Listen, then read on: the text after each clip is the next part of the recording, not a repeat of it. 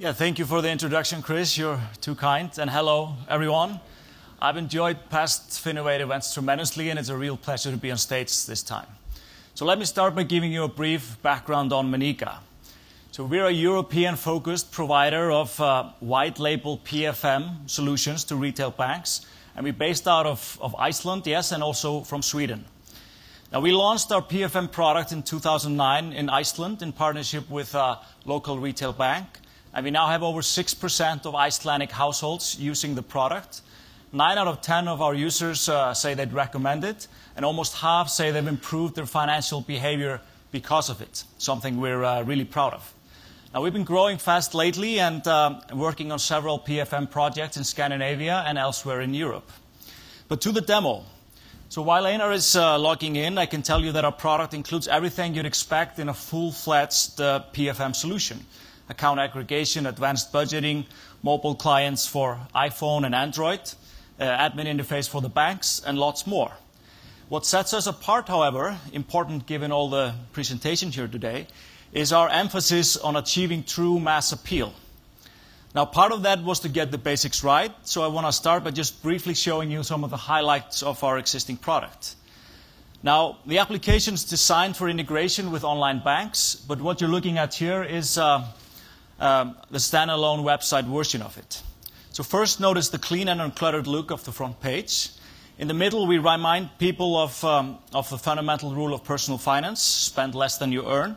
So, and it looks like Einar has been doing okay in that regard. Now, automatic categorization is at the heart of PFM. So we built a sophisticated system that achieves extremely high accuracy. And on the transaction page, Einar can view all his transactions from all his credit cards and bank accounts and modify the categories or define new ones or filter or search them in various ways. Like any PFM, we also offer visualization of spending through dozens of reports, some of which users can subscribe to via email. We do have a unique and simple approach to budgeting, and many of our users particularly like this part of the product. So the budget is presented as a simple table where users' historical spending is presented in the blue columns on the left. So if Einar clicks, for example, fast food in December, he sees the underlying transactions. The future budget, however, is in the green columns to the right. And originally, we create an automatic projection based on Einar's transaction history. And this is great to get him started, but then he can modify his budget based on his own spending goals or his expectations for the future, such as pay rise in March or an expensive vacation in June. So that way users can really easily get a kind of complete picture of how their next month's outlook looks like and if they're spending within means or not. Now, I mentioned that taking the mass appeal of PFM to the next level is a key focus for Meniga. So I want to switch gears now, and I'm really excited to show for the first time some new features we'll be releasing soon. Now, we've employed social curiosity, humor, and game theory to further engage our users in a new section we call Insights. So on the front page, Einar can see how his total spending and income compares with that of other users. But let's examine something more specific, such as grocery spending. First, we find the most relevant comparison group. And for grocery spending, household size is key. So the chart you're looking at reveals how Einar's grocery spending compares with other families of 4. But he can choose a different comparison group if he's curious. Next, we tell Einar what his most frequented stores are and where he spends most of his money. And last but not least, we've analyzed his spending and ranked him as a silly shopper because he's been spending a lot in expensive grocery stores. Now, this is based on public price surveys of common food baskets. But most importantly, we have a tool to help Einar estimate his savings by shopping in lower-priced stores. So Einar can see the potential effect of dropping the share of Waitrose, a relatively high-end store, and it looks like he can save around £50 per month by dropping the share from 50 to 20%. Now, this is not exact science, but it will help many people make smarter choices, and we have similar specialized tools for many other spending categories. Now, and we really feel this is the next frontier for PFM, not just showing people what they've been spending on, but how to spend their money more wisely.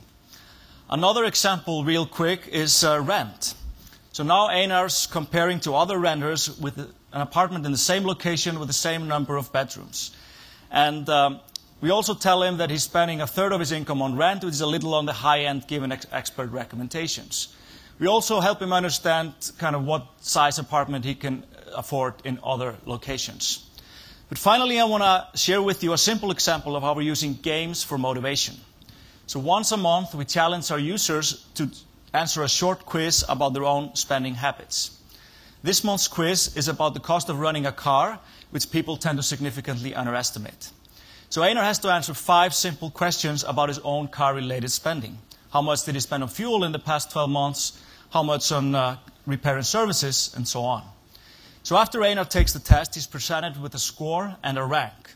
And it looks like he only got 1 out of 5 right and has been ranked financially challenged. Einar can now challenge his spouse or his friends to take the same test or share his results on Facebook. So let's do that real quick.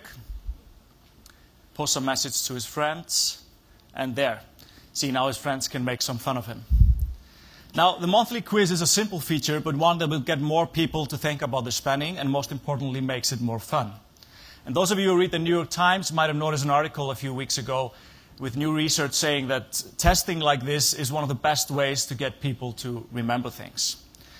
So now I think my time's almost up, so that's all from Meniga today. But to summarize, most existing PFM have a loyal gathering, but few, if any, can claim true mass appeal.